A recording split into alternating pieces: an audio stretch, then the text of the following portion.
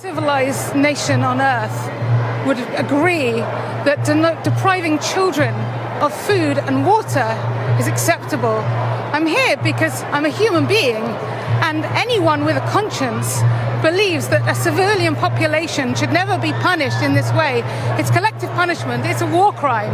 And unless we stop it, unless we get out there and say something, it's going to end up with thousands losing their lives. Can you put into words how you feel about the loss of life on both sides? Every life is precious. But the root of this violence is the occupation. It's not complicated. It's a settler colonial state imposing apartheid and oppression on an indigenous people. And that's wrong everywhere, for anybody. And it has to be true that all the Palestinians want is freedom. And we must support that in equal rights.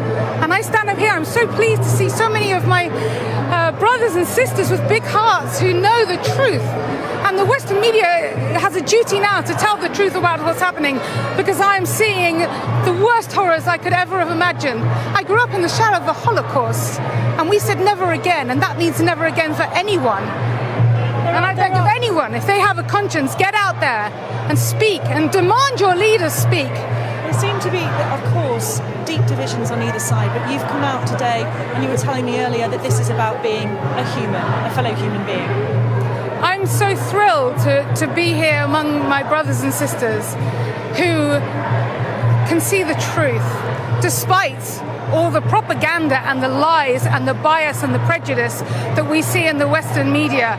It has been, quite frankly, an appalling week. What would you like to see the UK government do now? They must demand a ceasefire.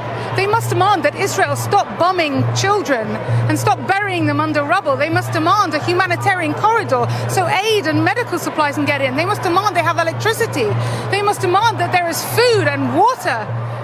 This is an emergency now, a crisis, and people must rise to it.